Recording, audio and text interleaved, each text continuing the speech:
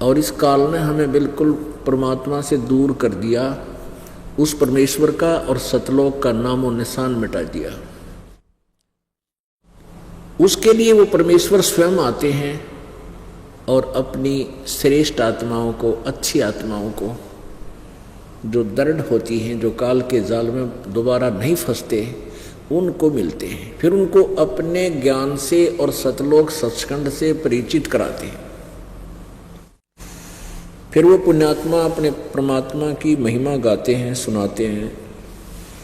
परमात्मा का उद्देश्य यही रहा है कबीर जी का कि मैं उस परमेश्वर का ज्ञान सिंपल लैंग्वेज में, एक साधारण सी भाषा में बोलूं, ताकि प्रत्येक आत्मा, प्रत्येक प्राणी समझ सके। उसी उद्देश्य से परमात्मा ने ये वाणी, कबीर वाणी 600 वर्ष पहले बोली और उसके अंदर अपना सारा भेद, हम कहाँ से आए हैं, हम कौन हैं, हमारा प्रभु कौन है, परमात्मा कौन है और हमारा यह उद्देश्य क्या है, हम यहाँ कर क्या रहे हैं, हमें कैसे मूर्ख बना रखा है इस काल भगवान ने। पुण्यात्माओं, आप जी के ऊपर इतना दबाव है इस काल का कि आप सत्संग सुनते हो, आत्मा एक बार फड़फड़ी सी लेती है, एकदम जाग जाती है, इसको भय सा लगता है कि सचमुच ये क्या जीवन है, और पिछला इतिहास याद दिलाया जाता है कि आप जी तो एक पुत्र प्राप्ति करके यूँ सोच रहे हो कि मैं इस बच्चे को पता नहीं क्या बना दूँ, ये यूँ बन जाए, ये ऐसे कर दे, इसको अच्छा पढ़ा दूँ। प्रत्येक माता पिता का यही उद्देश्य होता है, लेकिन कितने बच्चे कैसे व्यवस्थित होते हैं ये भी अंडरस्टूड है।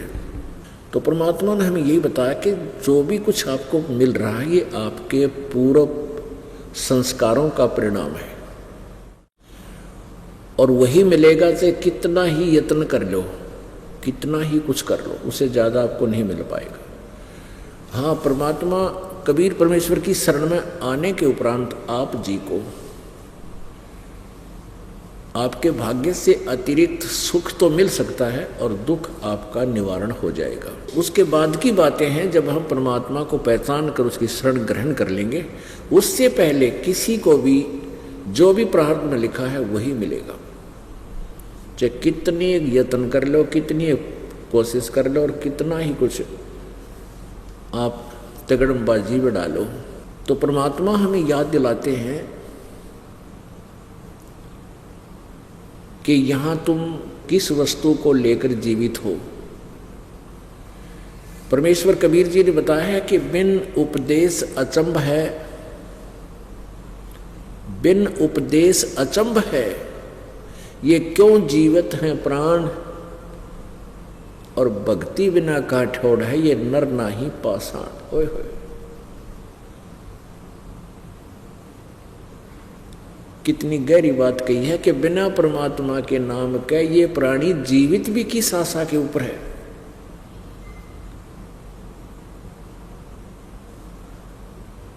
और भक्ति बिना कहाँ ठोर है, ये नर नहीं पत्थर है, ये जो भगवान के निकट नहीं आ रहे। अगम निगम को खोज ले और बुद्धि विवेक विचारे, उदय अस्त का राज मिले है तो बिन नाम बेगारे। ओए होए होए, परमात्मा कितनी प्यारी बात कहते। पुण्यात्माओं, आप जी के ऊपर इतना नशा कर रखा है इस काल में, 3 इंजेक्शन लगा रखे हैं जन्म होते ही, और फिर रह कर फिर बौछार होती रहती है। रजगुण ब्रह्मा जी से, सतगुण विष्णु जी से, तमगुण शिव जी से। और हम इतना कुछ ज्ञान सुनकर भी थोड़ा सा एक बार अंगड़ाई सी लेती है ये आत्मा, और जो ही सत्संग बंद होता है उसके बाद फिर वही ये कर दूँ, वो कर दूँ, चल भाग जल्दी, चलो वहाँ चलेंगे, वो करेंगे, अन्ना जाने घर पहुँचन पावा कि ना पावा पर प्राणी। तो हमारी इतनी भूल डाल दी, इतना प्रेशर दे दिया इस प्राणी ने। तो परमात्मा फिर अपने जैक से इस प्रेशर को उठाता है, हमारी बुद्धि को क्या बताता है, अगम निगम को खोज ले बुद्धि विवेक विचारे, उदय अस्त का राज मिले है तो बिन नाम बेगारे। ओहो बेगार, कहते हैं 3 लोक का राज जीव को जय कोई दे, और लाख बधाई के करे जय नहीं नाम तेने।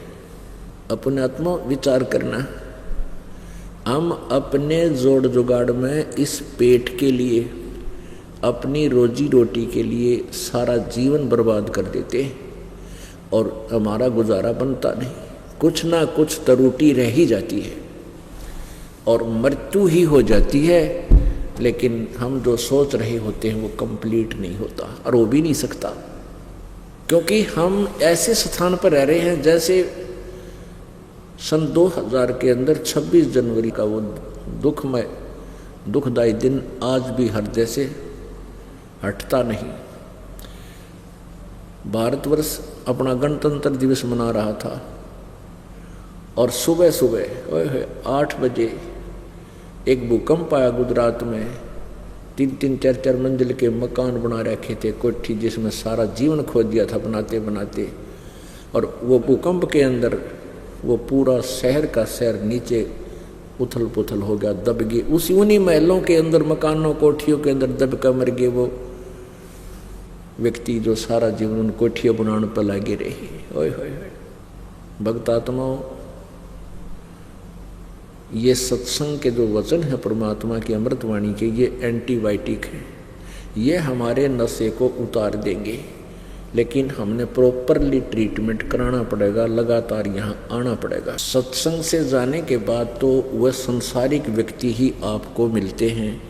उसने एक कोठी बना ली, उसने कार ले ली, उसका लड़का नौकरी लग गया, उसके लड़के ने इतनी कमाई कर दी है, उसने ऐसा कर दिया। यानी वो इंजेक्शन आपके वहाँ जाते ही लगने शुरू हो जाते हैं। और यहाँ आकर के हम एंटीबायोटिक इंजेक्शन देते हैं आपको, कि वो क्या बताते हैं, अगम निगम को खोज ले, भविष्य के बारे में जरा सा विचार करो, और बुद्धि विवेक विचार, थोड़ा सा विचार कर गहराई से अपने दिमाग से सोच। उदय अस्त का राज मिले तो बिन नाम बेगारे। ओहो, अब राजा कौन बनता है? जो पिछले जन्म का पुण्यकर्मी प्राणी होता है। ओहो, वो पिछले जन्मांतर के पुण्यों की गठड़ी बांधकर वो पूरा संग्रह किया हुआ था, वो राज्य पद प्राप्त करता है। और जो भक्ति नहीं कर रहा राजा, सत भक्ति, वो तो थोड़ी बहुत सभी करते हैं अपने जैसा जिसको ज्ञान है। जो सत्य भक्ति नहीं करता, मर्यादावत नहीं कर रहे, तो वो राजा क्या करता है, अपने पूर्व जन्म के पुण्यों को वो खर्च खा रहा है, बर्बाद कर रहा है। उसकी क्या दशा है, अंत समय उसके संग क्या बनेगा। जैसे पुराने समय की बात है, हम छोटे छोटे से थे, तो उस समय क्या होता था कि ये 3 व्हीलर होया करते, पेट्रोल के बड़े बड़े, इन तेथन कहा करते सिंपल भाषा में। कोई गणेश कह दिया करता, ये 3 पहिया वाले बड़े वाले। तो उससे हमारे गांव से वहाँ लाखन माजरा एक 7-8 किलोमीटर पड़ता है, छोटा सा गांव। वहाँ मेन रोड आ जाती है जींद और रोहतक वाली, वहाँ से फिर हम रोहतक जाते थे। तो उस 3 व्हीलर वाला वहाँ से लाखन माजरा से गांव तक आता जाता था। तब एक चला था वो। एक दिन वो आया नहीं, तो हम पैदल वहाँ पहुँचे 7-8 किलोमीटर। अगले दिन पता चला वो क्या बता रहा है कि कल मैं बेगार में फंस गया था। बेगार क्या होती है, पहले क्या करते थे, पुलिस वालों के पास ये जीप जाप ना हुआ करती सरकारी, ये किसी भी व्हीकल वाले न पकड़ लेते। कहीं रेड लगानी होती या कोई मुर्जिम पकड़ना होता, तो उसने सारा दिन दाबे दाबे फिरते, वहाँ चल वहाँ चल। और वो क्या करता, उसका पेट्रोल भी अपने ही जेब से डलवाता था पुलिस वालों के साथ, जो बेगार कर रहा होता था। और 1 मिनट टकन नहीं दे, सारा दिन उसको फिरकी बांधे रखें, घुमाते रहें। और शाम ने उनकी मर्जी 7 बजे छोड़ने का 8 बजे छोड़ें उसको, तब वो घर आकर पड़े। तो उसने क्या बताया कि कल 200 रुपये का पेट्रोल तो जेब खर्च हो गया। और सारा दिन तो पहिया इधर से उधर, उधर चलो उधर चलो, बोला सारी दिन बेगार करके आया हूँ। यानी 200 रुपये घर, उस समय 200 रुपये बहुत होते थे, 200 रुपये का पेट्रोल घर से खर्च दिया और सारा दिन पहिया टेक्या नहीं, जैसे बहुत स्पीड से चल रहा है, बड़ी कमाई कर रहा होगा, यानी क्योंकि उनके पहिया कमाई माना करते थे होता। और अंत में घर पे गया जब 200 रुपये घर से खर्च के गया, वह जेब खत्म करके गया।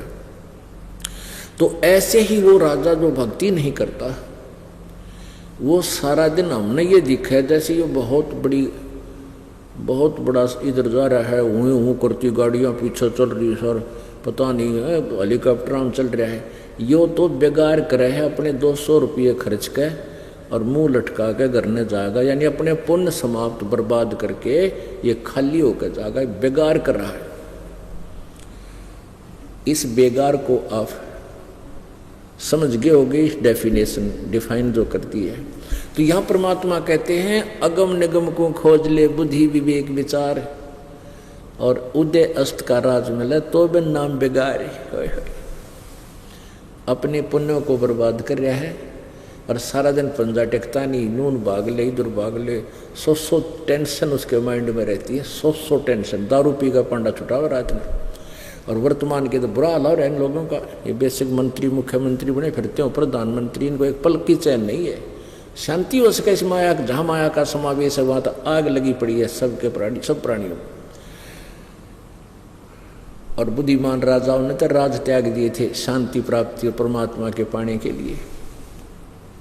लेकिन राज त्याग देने मात्र से भी प्रभु नहीं मिलते, उनके पाने का तरीका कुछ विशेष है। उसको हम अपने कर्तव्य कर्म करते हुए भी, अपने जो कर्म योगी होकर भी हम परमात्मा प्राप्ति कर सकते हैं।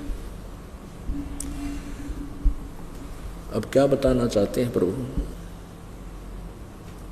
3 लोक का राज जीव को जय कोई देवे, 3 लोक का राज जीव को जय कोई दे, और लाख बधाई के करे जय नहीं नाम तेने। यदि कोई राज्य प्राप्त करता है अपने पुण्य से, और यदि उसके पास भक्ति मार्ग नहीं है, कहते हैं जो व्यर्थ है उसका जीवन। तो पुण्यात्माओं, आप बहुत ही पुण्यकर्मी प्राणी हो जो सत्संग में पहुंच गए। ये परमात्मा कबीर जी की रजा है और उन पुण्यात्माओं पर होती है जो उसके अति प्रिय होते हैं। सकल पदार्थ हैं जग माही, पर भाग बिना नर पावे नाही। आपकी बहुत पुण्य है, आप नहीं जान सकते आपकी किस्मत को, क्योंकि लाल को स्वयं मालूम नहीं तेरी कितनी कीमत है, जौहरी बताया करे। ये दास जौहरी है और आप जी की पिछले पुण्य कितने हैं ये आपको नहीं मालूम। लखबर जूरा सूरा जो जही लखबर सावत दे, लखबर यति जहान में जो कहते सतगुरु शरणा ले। न जाने कितने जन्मों से आप पुण्यकर्मी प्राणी रहे हो, प्रभु की शरण में रहे हो, साधनाएं की, फिर भूल भाल गए, बीच में छोड़ छाड़ गए वो कर, उन संस्कारों से आपको न जाने कितनी अच्छी अच्छी पद पोस्टें मिली हैं। इंद्र कुबेर ईश की पदवी, ब्रह्मा वरुण ब्रह्मराया, विष्णुनाथ के लोक को जाकर फिर भी उल्टा आया। होय होय। यानी इतनी अच्छी पुण्यकर्मी प्राणी भी आप रहे हो, ब्रह्मा विष्णु महेश की पदवी भी आपने प्राप्त की है। ओहो। और आज फिर घसियारे हो गए हम, आज फिर एक एक पैसे को तरस रहे हैं, क्योंकि हम यहाँ पुण्य करते हैं, भक्ति करते हैं, स्वर्ग में बर्बाद कर देते हैं, राजा बन जाते हैं और देवता बन जाते हैं, और अपने पुण्यों को बर्बाद करके फिर भिखारी बन जाते हैं। इस चक्कर को परमात्मा ने आके हमें समझाया है। तो क्या बताते हैं, परमेश्वर ने आके आवाज लगाई, चारों युग में संत पुकारे, कूक कया हम हेल रे, हीरे माणिक मोती बरसे, ये जग चुगता डेल रे। ओह, परमात्मा परमेश्वर कबीर जी कहते हैं कि चारों युगों में मेरे द्वारा दिए गए ज्ञान को मेरी प्यारी आत्मा, उन श्रेष्ठ आत्माओं संतों ने भी आवाज लगाई, रुक के मारे हेले दिए, और मैंने भी आवाज लगा लगा के जगह जगह खड़ा होकर के ऊंची आवाज में गा गा के तुम्हें ये ज्ञान दिया। लेकिन हमें ना पहचान कर तुम इस शास्त्र साधना रूपी डले ढो रहे हो, जिससे तुम्हारे साथ कितना कष्ट हुआ, कितना दुख हुआ।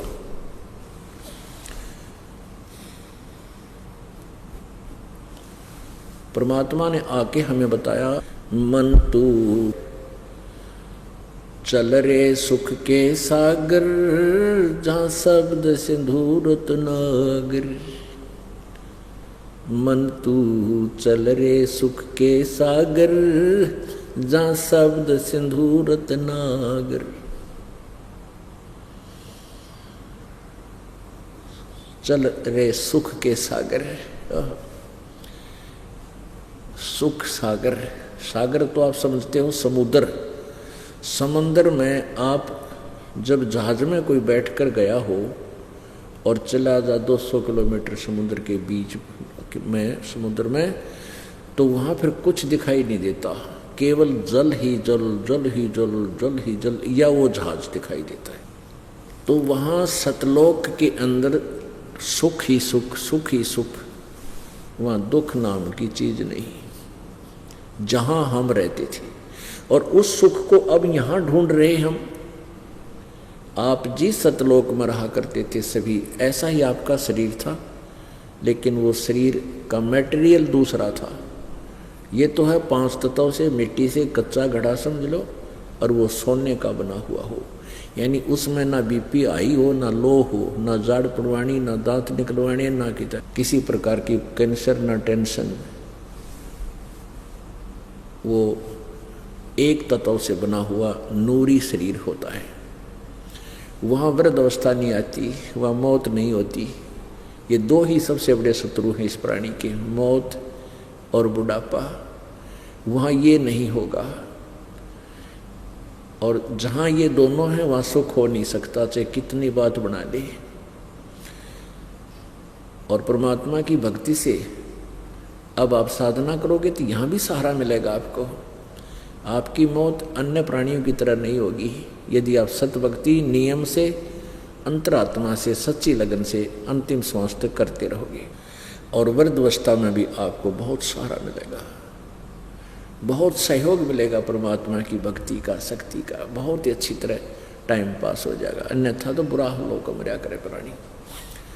तो पुण्यात्मा, उस सतलोक में चलने के लिए परमात्मा हमें प्रेरित कर रहे हैं। आए अपने ज्ञान के द्वारा उन्होंने हमें बताया, मन तू चल रे सुख के सागर, जहाँ शब्द सिंधूरत नागर। शब्द सिंधु, शब्द का अर्थ होता अमरतव, शब्द विनाश में नहीं आता। तो कहते वहाँ पूर्ण रूप से अमर हो जाएगा, कभी तेरी मृत्यु नहीं होगी, पुनः फिर जन्म नहीं होगा। सुख के सागर के बारे में कैसे डिफाइन किया प्रभु ने?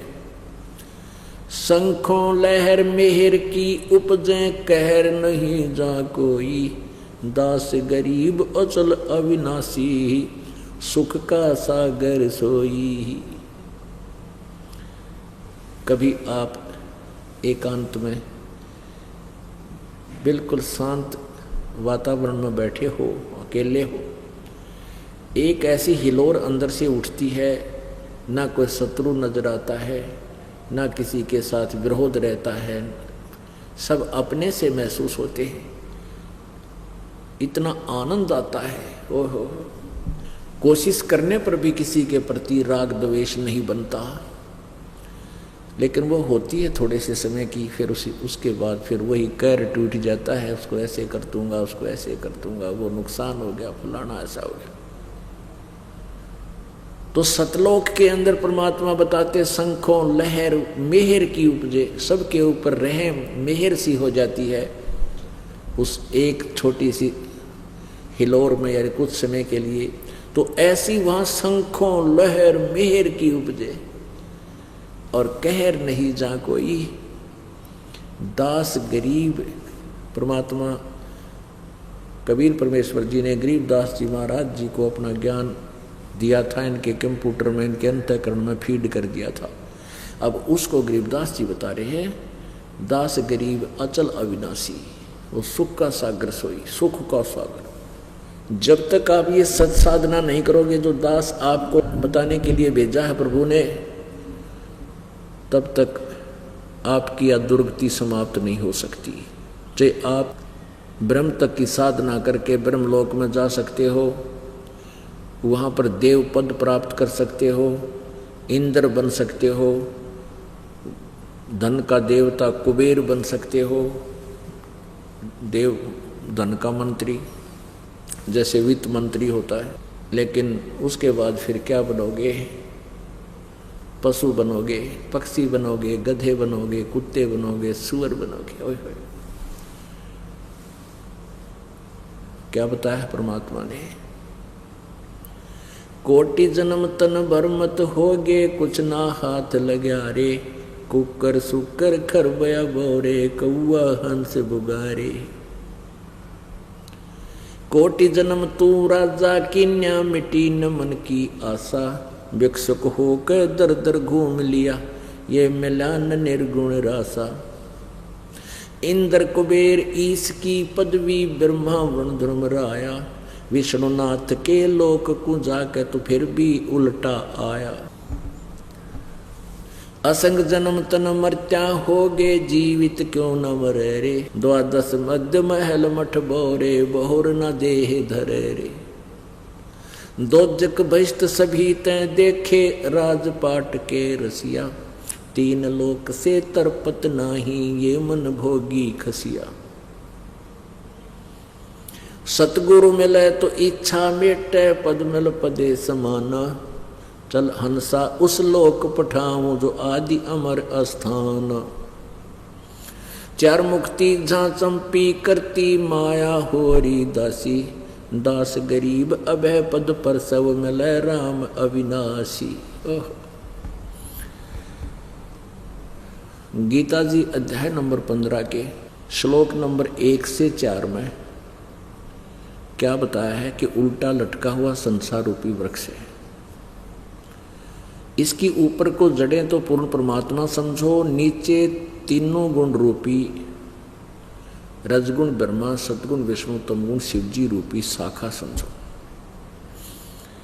और बीच में तना और मोटी डार क्या है, कौन है, इसके विषय में गीता जी में ज्ञान नहीं है।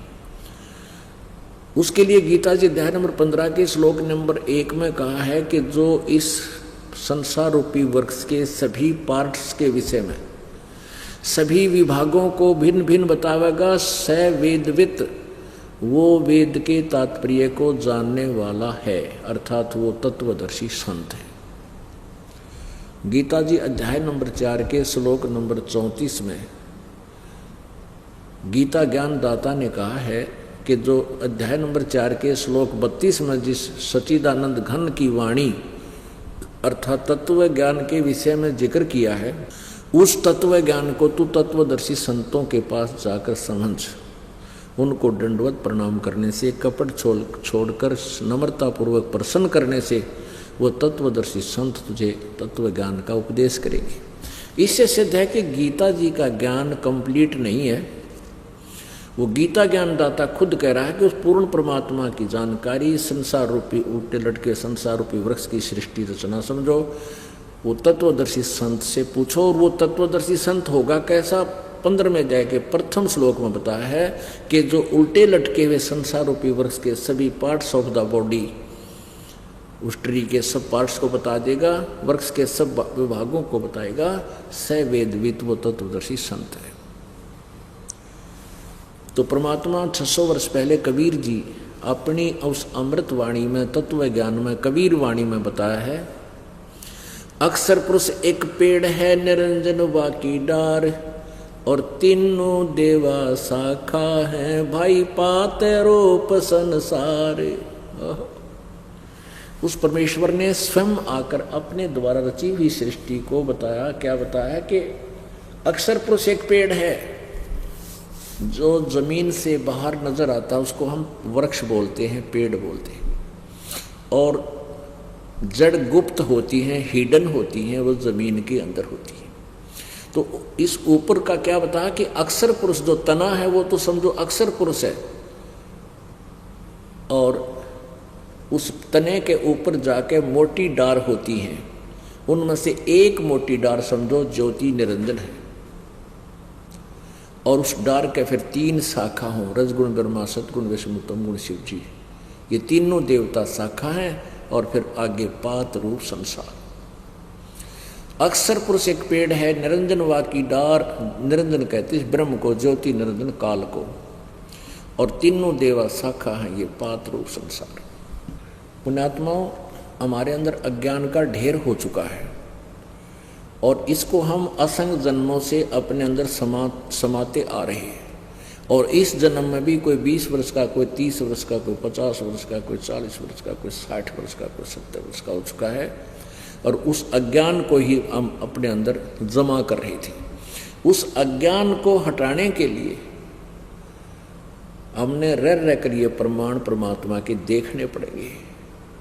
अन्यथा इस परमात्मा के बारे में जब आप परिचित हो जाओगे कि सचमुच कबीर इज गॉड, और जो ज्ञान ये दास बता रहा है वो परमात्मा का सीधा मार्ग है, तो फिर तो बात खत्म हो जाएगी।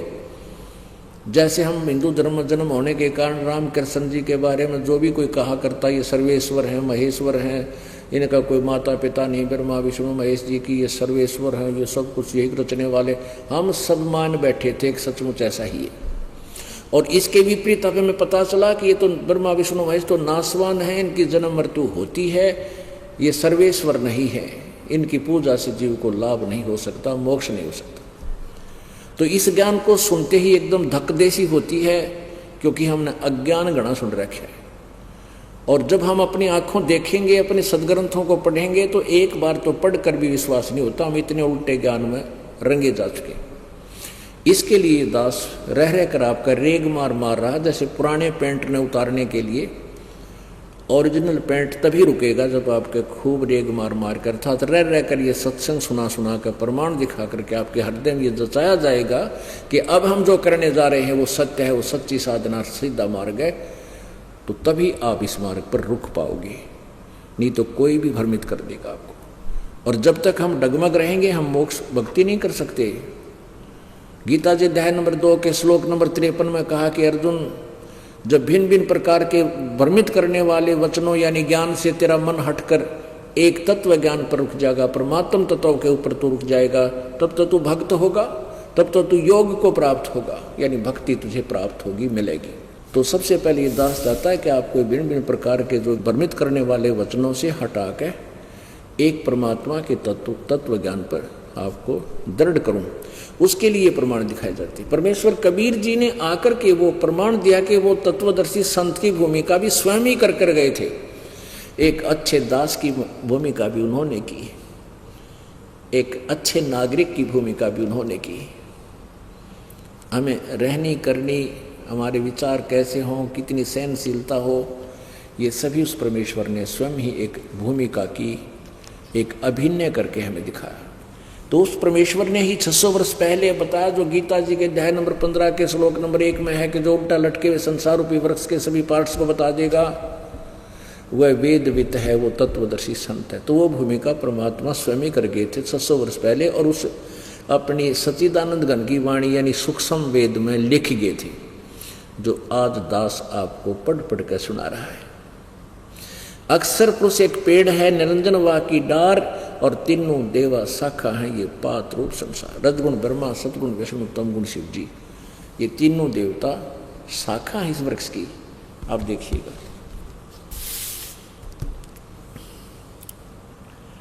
ये तो जड़ है ऊपर को, और ये पूरा पेड़ है समझो ऐसे। अब ये जमीन तो बाहर होता, जमीन से ये देखिएगा, ये एक पेड़ है, तो ये तना है, ये तो अक्षर पुरुष, इसको परब्रह्म भी बोलते हैं। ये लिखा इसमें देखिए पढ़ के, अक्षर पुरुष। और ये क्षर पुरुष, इसको ज्योति निरंजन भी कहते हैं। इसको ज्योति निरंजन भी कहते हैं, ब्रह्म भी कहते हैं। ये एक मोटी डार है। इसका फिर 3 शाखा हैं, ब्रह्मा विष्णु। इस ब्रह्म के काल के पुत्र हैं 3, रजगुण ब्रह्मा, सतगुण विष्णु, तमगुण शिव जी। और हम यहाँ हैं, आप जी, हम यहाँ हैं पात रूप संसार। और ये जड़ कौन है? ये सच्चिदानंद घन ब्रह्म, यानी परम अक्षर ब्रह्म, ये पूर्ण ब्रह्म। कबीर साहिब, ये परम अक्षर ब्रह्म है। इसको दूसरे शब्दों में इधर देख सकते हैं, क्योंकि प्रथम बार जब कोई व्यक्ति देखता है कि ये रामपाल तो कबीर ने भगवान बतावा है बता, तो इसलिए हमने ये भी बना रखा चित्र कि ये परम अक्षर ब्रह्म समझो। ये परम अक्षर ब्रह्म है जो पूर्ण परमात्मा है, जो सबको आहार देता है, जिससे पूरे वृक्ष की परवरिश होती है, यानी सब ब्रह्मांड जिससे चल रहे हैं, ये समझो। लेकिन आज दास के लिए सबसे बड़ी समस्या ये है कि भगवान को भगवान सिद्ध करना डिफिकल्ट हो रहा है मेरे लिए, क्योंकि हमने अज्ञान के आधार पर इन ब्रह्मा विष्णु महेश को सर्वेश्वर महेश्वर मान रखा था। ऐसा नहीं था। अब ये बात फिर खटकेगी जो पहली बार बताया होगा कि ब्रह्मा विष्णु महेश नासवान है। हाँ, पक्के गारंटीड नासवान है, इनका जन्म मृत्यु होता है, इनके माता पिता भी हैं। दास नहीं कह रहा, इनकी जीवनी में लिखा है, पढ़कर सुनाऊंगा। ये देखिएगा श्रीमद् भागवत, ये गीता प्रेस गोरखपुर से प्रकाशित है।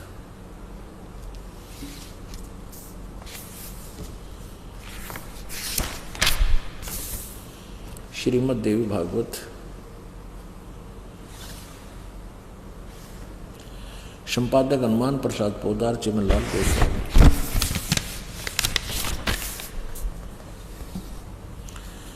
प्रकाशक में मुद्रक हैं गीता प्रेस गोरखपुर, गोविंद भवन कार्यालय कोलकाता का संस्थान। इसके 123 पृष्ठ पर आप देखिएगा,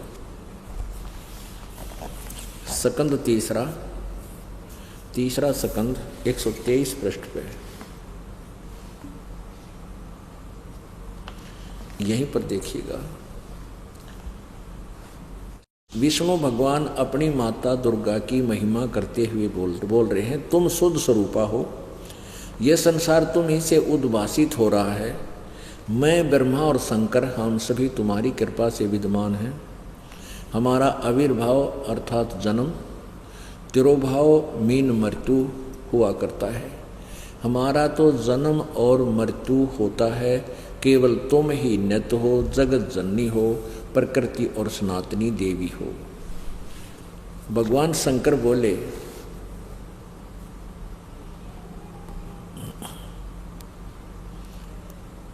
भगवान शंकर बोले देवी, यदि महाभाग विष्णु तुम ही से उत्पन्न प्रकट हुए हैं, तो उनके बाद उत्पन्न होने वाले ब्रह्मा भी तुम्हारे ही बालक हुए।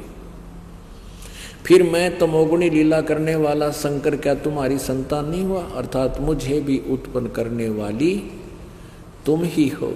शिवे, संपूर्ण संसार की सृष्टि करने में तुम बड़ी चतुर हो। आगे देखना, इस संसार की सृष्टि, स्थिति और संहार में तुम्हारे गुण सदा समर्थ हैं। उन्हीं तीनों गुणों से उत्पन्न हम रजगुण ब्रह्मा, सतगुण विष्णु, तमगुण शिव जी शंकर, तीनों गुणों से उत्पन्न हम नियमानुसार कार्य में तत्पर रहते हैं। यहाँ स्वयं स्वीकार करते हैं कि तमोगुण लीला करने वाला मैं, तमोगुण यानी तमोगुण शंकर है और रजगुण ब्रह्मा, सतगुण विष्णु। अब इससे 4 कंसेप्ट क्लियर हो गए। एक थोड़े से लेख थे, कहते हैं बुद्धिमान को संकेत ही होता है, बहुत होता है। एक तो ये हो गया कि ब्रह्मा विष्णु महेश नासवान है, अविनाशी नहीं है।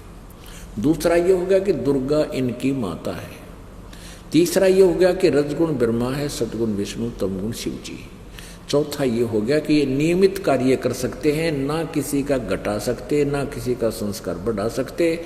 जैसा कर्म जिसका है वो वैसा ही देते हैं। ये कुछ भी नहीं कर सकते, परिवर्तन नहीं कर सकते। अब ये प्रसंगी आसानी से समझ में आएगा आपके कि रजगुण ब्रह्मा है, सतगुण विष्णु, तमगुण शिव जी। और ये तीनों नासवान हैं। अब जो प्रसंग हमारा चल रहा है कि कोटि जन्म तन भ्रमत हो गए कुछ ना हाथ लिया रे, तो उसी के ऊपर ये विवेचन चल रहा है कि ये रजगुण ब्रह्मा, सतगुण विष्णु, तमगुण शिवजी रूपी तो तीनों डार हैं। 15वें गीता जी अध्याय नंबर 15 के श्लोक नंबर 1 से 4 के विषय बताया जा रहा है। और गीता ज्ञानदाता कहता है कि जो तत्व ज्ञान है वास्तविक सृष्टि रचना के विषय में, संसार रूपी वृक्ष के विषय में मैं परिचित नहीं हूँ। यहाँ विचार काल में या तेरे मेरे डिस्कशन में मैं क्लियरली नहीं बता सकता इस सृष्टि रचना को, ना तो संसार रूपी वृक्ष की जड़ों को मैं जानता, ना बीच के हिस्से को बता सकता। यानी उसके लिए तो ऑप्शन छोड़ दिया कि तत्वदर्शी संत ही बताओगा। 15वें अध्याय के प्रथम मंत्र में कि तत्वदर्शी संत वो होगा जो इसके सभी पार्ट्स को बता देगा। अब 15वें अध्याय के चौथे श्लोक में कहा कि जब तत्वदर्शी संत मिल जाए तो तत्व ज्ञान रूपी शस्त्र से इसको काट के, यानी सारी उलझी हुई गुत्थी को सुलझा के, उसके पश्चात उस परम पद परमेश्वर की खोज करनी चाहिए, जहाँ जाने के बाद ये प्राणी फिर लौटकर संसार में कभी नहीं आता। यानी पूर्ण रूप से मोक्ष प्राप्त हो जाता है। और जिस परमेश्वर से इस संसार रूपी वृक्ष की प्रवृत्ति विस्तार को प्राप्त हुई है। अब संसार रूपी वृक्ष की प्रवृत्ति का अर्थ क्या है कि जिसने सारे ब्रह्मांडों की रचना की है। और गीता ज्ञानदाता कहता है उसी की शरण मैं हूँ, और उसी का ऐसा विचार करके उसी परमात्मा की साधना कीजिए यदि तूने जन्म मृत्यु से छुटकारा पाना है। गीता जी अध्याय नंबर 2 के श्लोक नंबर 12 में, अध्याय नंबर 4 के श्लोक नंबर 5 और 9 में गीता ज्ञानदाता कहता अर्जुन तेरे मेरे बहुत जन्म हो चुके, तू नहीं जानता। अर्थात गीता ज्ञानदाता भी नासवान है और ब्रह्मा विष्णु महेश भी नासवान है। गीता ज्ञानदाता कौन है? ब्रह्म, जो ब्रह्मा विष्णु महेश का पिता है। गीता जी अध्याय नंबर 8 के श्लोक नंबर 1 में अर्जुन ने पूछा कि प्रभु आपने अध्याय नंबर 7 के श्लोक नंबर 29 में जिस तत्ब्रह्म के बारे में कहा है कि उसको जानकर पूरे अध्यात्म ज्ञान को समझकर प्राणी केवल यहाँ से जरा मन के मोक्ष के लिए ही, जरा और मरण, जरा माने बुढ़ापा, मरण माने मृत्यु के से छूटने का ही प्रयत्न करता है। तो वो किम तत्ब्रह्म 8वें अध्याय के प्रथम श्लोक में पूछा है गीता जी में। इसका उत्तर गीता ज्ञानदाता ने 8वें अध्याय के 3रे श्लोक में दिया कि वो परम अक्षर ब्रह्म है। अपने आत्माओं ये देखना ध्यान से, एक क्षर ब्रह्म जिसको बोलते हैं क्षर ब्रह्म, क्षर मन नासवान, और अक्षर ब्रह्म कहते हैं जो अविनाशी परमात्मा हो। लेकिन परम अक्षर ब्रह्म उस अक्षर ब्रह्म से भी और कोई वास्तव में अविनाशी तीसरा प्रभु है। 3 परमात्मा विशेष रूप से हमारे इस कथा के अंदर आएंगे। अब इन 3 परमात्माओं का, 3 पुरुषों का, पुरुष कहो, प्रभु कहो और ब्रह्म कहो, इन 3 पुरुषों का, 3 परमात्माओं का विशेष विवेचन है गीता जी अध्याय नंबर 15 के श्लोक नंबर 16 और 17 में। ये देखिएगा,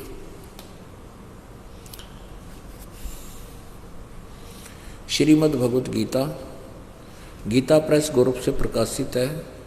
जय दयाल गोविंद का इसके अनुवादक है। ये देखिएगा अध्याय नंबर 15 के 16 और 17 में। अध्याय नंबर 15 और श्लोक नंबर 16 यहाँ पर है। अब संस्कृत पढ़िए। दिवौ इमौ पुरुषौ लोके क्षर च अक्षरः एव च। क्षर इसको हम सीधे संत भाषा में क्षर बोल देते हैं, लेकिन अक्षर, क्षर है सर्वाणी भूतानि कटुष्ट है अक्षर है उच्यते। इसका सीधा अर्थ है कि दिवौ इमौ पुरुषौ लोके, इस लोक में, पृथ्वी वाले लोक में ब्रह्म इस सरपुरुष और अक्षर पुरुष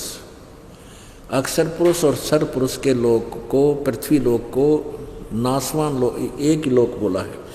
इस लोक में दो पुरुष हैं, दिवो माने दो, पुरुषो माने पुरुष है, इमो माने इस, लोके माने संसार में।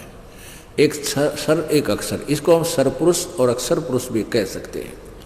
और इसी प्रकार इनके लोकों में सभी प्राणियों के स्थूल शरीर तो सर माने नासवान है और जीवात्मा अविनाशी है। इनके द्वारा अनुवाद यहाँ पढ़िए,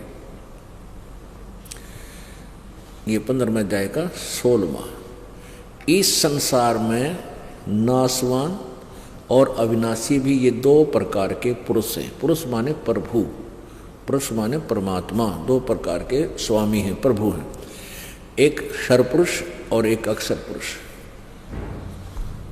और इनके लोक में संपूर्ण प्राणियों के शरीर तो नासवान है और जीवात्मा अविनाशी कहा जाता है। अब देखो 17 में, अब 17वें में क्लियर कर दिया, उत्तम पुरुष है, उत्तम पुरुष है तो अन्य परमात्मा इति उदाहरते,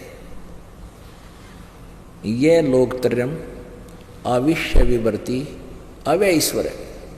कति नखार दिया इसमें कि जो ऊपर 16वें श्लोक में 15वें अध्याय के में सरपुरुष और अक्षर पुरुष की जानकारी दी गई है, वो तो दोनों ही नासवान हैं, उनके शरीर भी नासवान हैं और उनके अंतर्गत जितने भी प्राणी आते हैं उनके स्थूल शरीर नासवान है, लेकिन जीवात्मा सबकी अमर ही होती है। वो तो गधे की, कुत्ते की, सबकी अमर है। और अब बताया है कि उत्तम पुरुष यानी श्रेष्ठ प्रभु वास्तव में परमात्मा, वो तो कोई इन दोनों से और है, अन्य है,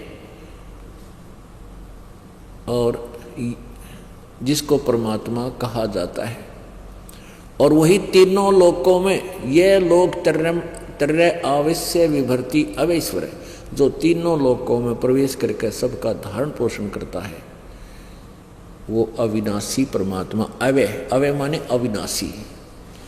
अपनात्मा जैसे जड़ से पूरे पेड़ को आहार मिलता है, तो ऐसे ही परमात्मा पूर्ण ब्रह्म सतपुरुष ऊपर है सतलोक में, और ये उल्टा लटका हुआ संसार है। तो सभी को, इस अक्षर पुरुष को भी और सरपुरुष यानी ब्रह्म को भी, ये सब सतलोक से ही सबको यहाँ आहार मिल रहा है, इनको शक्ति मिल रही है, ये अपना ये ढमढमा चला रहे हैं, ये जीवित है। जैसे जड़ से, मूल से पूरे पेड़ को आहार प्राप्त होता है, वो उसका धारण पोषण करने वाला मालिक है। तो इसमें क्या बताया कि जो तीनों लोकों में प्रवेश करके सबका धारण पोषण करता है, वो वास्तव में वो है अविनाशी परमात्मा, और वो ही परमात्मा कहलाने योग्य है, वही वास्तव में परमात्मा है। पुण्यात्माओं, ये बहुत बड़ी गहरी, बहुत ही जो है गूढ़ रहस्य है गीता जी में, और इसको प्रत्येक कंसेप्ट को क्लियर करना पड़ेगा। अब परमात्मा क्यों कहा ये, कि उसको परमात्मा कहा जाता है। परमात्मा का अर्थ होता श्रेष्ठ आत्मा, उत्तम पुरुष। अब जैसे आप यहां देखते हो, ये क्षर पुरुष का राज्य है 21 ब्रह्मांड का, क्षर पुरुष काल का, ज्योति निरंजन का, और आप और हम इसमें रह रहे हैं। तो इसमें हमें कैसे नजर आ रहा है, जैसे कितनी अच्छी पृथ्वी है, कितनी अच्छी सुंदर हवा चल रही है, नीचे पृथ्वी में मीठा जल दे रखा भगवान ने, और काजू, किस्मत, सेब, संतरे, गेहूं, चने, बाजरा, ज्वार है, मकई, और पता नहीं कितने फल फ्रूट, और ये कितना अच्छा दे रखा हमारे को। सूर्य उदय होता, अस्त हो रहा है, चंद्रमा, तारे, सितारे, सब ब्रह्मांड कितना सजा रखा, साजबाज जोड़ रखा। तो इस व्यवस्था से हम देखते हैं कि भगवान कितना दयालु है, हमारे लिए सारी व्यवस्था कर रखी है। जमीन में जल है, गर्मियों में ठंडा, सर्दियों में गर्म निकलता है, और कितने अच्छे स्वादिष्ट फल, काजू, किस्में, सेब, संतरे हैं हमें दे रखे हैं। कितनी सुंदर हवा चलती है, समय पर वर्षा हो जाती है। तो हम ये सोचते हैं भगवान न पढ़ा है तो भाई कमाल कर दिया, बड़ा दयालु भगवान है। और फिर देखते हैं किसी का बेटा मर गया, किसी की बेटी मर गई, किसी के दो दो एक एक परिवार में तीन तीन आदमी मर जाते हैं। तो फिर हमारी बुद्धि काम करना बंद कर जाती है कि भाई यूं क्या हुआ, क्योंकि ये भगवान को नहीं, ये दिख है भगवान जैसा है। इसका फर्स्ट इंप्रेशन तो ऐसा है जानो परमात्मा, पर यू वास्तव में काल है। ये सबका विनाश करता है, सबको खाता है। अब इसका प्रमाण आपको उन्हीं सदग्रंथों में देना पड़ेगा जिनको तुम सच्चा मानते हो। पुराणों में आपको विष्णु पुराण दिखाते हैं। ये देखिएगा श्री विष्णु पुराण,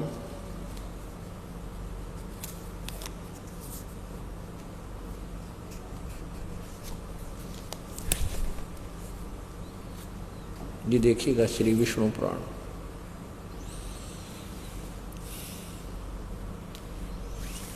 गीता प्रेस गोरखपुर से प्रकाशित है। इसके अनुवादक मुनीलाल गुप्त और मुद्रक कौन है, प्रकाशक कौन है? गीता प्रेस गोरखपुर, गोविंद वन कार्यालय, कोलकाता का संस्थान। ये इनके फैक्स और फोन नंबर है। इसके प्रथम दूसरे अध्याय में आप देखिएगा, अध्याय नंबर 2 और प्रश्न नंबर 4 और 5 पर, इसमें साथ में संस्कृत भी है। हम हिंदी पढ़ लेंगे, काम चल जाएगा। इसके 15वें श्लोक में मंत्र में क्या लिखा है? हे द्विज, परब्रह्म का प्रथम रूप पुरुष है। क्योंकि विष्णु ये काल के विषय में लिख रखा, परब्रह्म अनजान पड़े में उन्होंने, यह है ब्रह्म। द्विज, परब्रह्म का प्रथम रूप पुरुष है, अव्यक्त और व्यक्त इसके अन्य रूप हैं, तथा काल उसका परम रूप है। परब्रह्म कहें काल ने, ज्योति निरंजन ब्रह्म को। परब्रह्म का प्रथम रूप तो पुरुष है, यानी फर्स्ट इंप्रेशन तो ऐसा लगा जानो भगवान पड़ा है, कितनी सुविधा दे रखी भगवान ने है। यू व्यक्त और अव्यक्त इसके अन्य रूप हैं, तथा काल उसका परम रूप है। काल वास्तव में यू काल है, दिख है भगवान कैसा है, पर वास्तव में यू काल है। अब देखो ये 5 पृष्ठ पे, ये हमने 4 पृष्ठ पढ़ा है, 5वां पृष्ठ है। इसके नीचे देखना, हे मैत्रेय, प्रलय काल में प्रधान यानी प्रकृति के साम्य अवस्था में सतीत हो जाने पर पुरुष के यानी इस काल के दुर्गा से, प्रकृति में दुर्गा से पृथक सतीत हो जाने पर विष्णु भगवान का काल रूप परिवर्त होता है। पता लग गया विष्णु के बारे में है। ये काल को, ये विष्णु नहीं, ब्रह्मा विष्णु महेश का जो पिता है, ये भी 3 रूप धारण कर लेता है। ये ब्रह्मा विष्णु महेश भी इस बात से परिचित नहीं हो पा रहे कि ये और ब्रह्मा कौन है, कौन यो विष्णु है, कौन शिव। इन सब ने गदी गेड़ में घेर रहे हैं। सच्चाई किसी के सामने नहीं आने देता, सबको मूर्ख बना रखे। ये वास्तव में ब्रह्म है, ये काल है। इसमें स्पष्ट लिखा है कि इसका प्रथम रूप तय दिख है भगवान पुरुष जैसा, और इसका वास्तविक परम रूप श्रेष्ठ रूप इसका काल है। ओहो, गीता जी अध्याय नंबर 11 के श्लोक नंबर 32 में कहता है कि अर्जुन देख, मेरा यू वास्तविक रूप में काल हूँ, सबको खाने के लिए आया हूँ, और अब आया हूँ। कृष्ण जी तो पहले विद्यमान थे, वो पहले कभी नहीं कहा श्री कृष्ण जी ने मैं काल हूँ, और बाद में कभी अपने आप को काल नहीं कहा। वो काल प्रवेश, गीता ज्ञान देते समय काल इस कृष्ण में प्रविष्ट था। कैसे? अब देखो, और थोड़ा भ्रम निवारण करना पड़ेगा। ये देखियो, इसी विष्णु पुराण के 233 पृष्ठ पे आपको दिखाते हैं। ये देखो, ये चतुर्थ अंश है। यो कैसे काल, जिसको महाविष्णु भी कहते हैं, ये कैसे भूत की तरह प्रवेश कर जाता है, ये दिखाते हैं आपको। ये वही विष्णु पुराण है और गीता प्रेस गोरखपुर से प्रकाशित है। इसके 233 पृष्ठ पे है। चतुर्थ अंश और इसका अध्याय नंबर 2, इस चौथे अंश का, वो प्रथम अंश का अध्याय 2 था वहाँ पर, अब चतुर्थ अंश का। इसमें क्या लिखा है नीचे, पूर्व काल में त्रेता युग में जब अति भीषण देवासुर संग्राम हुआ, उसमें महाबलवान दैत्यगण से पराजित हुए देवताओं ने भगवान विष्णु की आराधना की। इस काल की विष्णु की आराधना करते थे ये देवता, तो ये काल विष्णु रूप धारण करके इनके सामने आ जाता है। तब आदि अंत शून्य अशेष जगत प्रतिपालक श्री नारायण ने देवताओं से प्रसन्न होकर कहा, आप लोगों की जो कुछ भी अभिष्ट है वह मैंने जान दिया है। उसके विषय में एक बात सुनिए। राजऋषि ससाद का जो पुरिंजय नामक पुत्र है, उस अक्षत्रिय के शरीर में मैं अंश मात्र से स्वयं अवतीर्ण होकर उन संपूर्ण दैत्यों का नाश करूंगा। तुम लोग पुरंजय को दैत्यों के वध के लिए तैयार करो। अब इसका क्या अर्थ है कि एक बार राक्षसों का और देवताओं का युद्ध हो गया और देवता राक्षसों से पराजित होकर दूर भाग गए। ये ऊपर लिखा पूरा विवरण।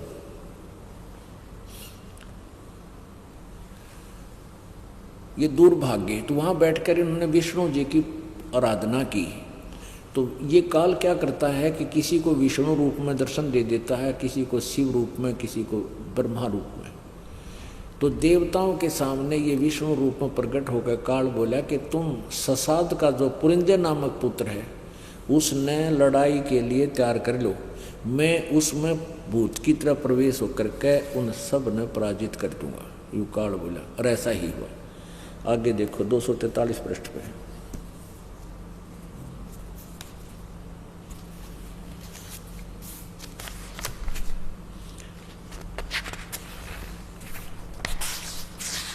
दो 42-43 पृष्ठ 42 पे ये चतुर्थ अंश है और इसका अध्याय नंबर 3 है, तीसरा अध्याय। पूर्व काल में रसातल में मोनेय नामक 6 करोड़ गंधर्व रहते थे। उन्होंने समस्त नाग कुल के प्रधान रतन और अधिकार छीन लिए थे। गंधर्व के पराक्रम से अपमानित उन नागेश्वरों द्वारा स्तुतित किए जाने पर उसके श्रवण करने से जिनकी विकसित कल्प सदृश आंखें खुल गई हैं, निद्रा के अंत में जागे हुए उन जल स्यायी भगवान सर्व देवेश्वर को प्रणाम कर उनसे नागगणों ने कहा, भगवान इन गंधर्वों से उत्पन्न हुए हमारा भय किस प्रकार शांत होगा। तब आदि अनंत रहित भगवान पुरुषोत्तम ने, युकाल ने पुरुषोत्तम का मान रहे हैं, ये ब्रह्म ने युवानसव के पुत्र मान धाता का जो पुरुकुत्स नामक पुत्र है उसमें प्रविष्ट होकर उसमें भूत की तरह बढ़के। अब क्या बताता है, तब उस अनंत रहित पुरुषोत्तम भगवान यानी काल ने कहा कि युनासव के पुत्र मान धाता का जो पुरुकुत्स नामक पुत्र है उसमें प्रविष्ट होकर मैं भूत की तरह बढ़कर उन संपूर्ण दुष्ट गंधर्वों का नाश कर दूंगा। अपनात्मा आप जी ने भी इन कोड वर्डों को समझ कर इस तत्व ज्ञान को पकड़ना होगा, ग्रहण करना होगा। ये काल ऐसे जुल्म करे है, श्री कृष्ण में प्रवेश कर गया। कृष्ण जी ने मेरा भी कोई ना, श्री कृष्ण जी खुद कहता है महाभारत के दूसरे भाग द्वितीय भाग में कि मन मुझे नहीं मालूम गीता जी में क्या बोला था, वो काल बोल गया।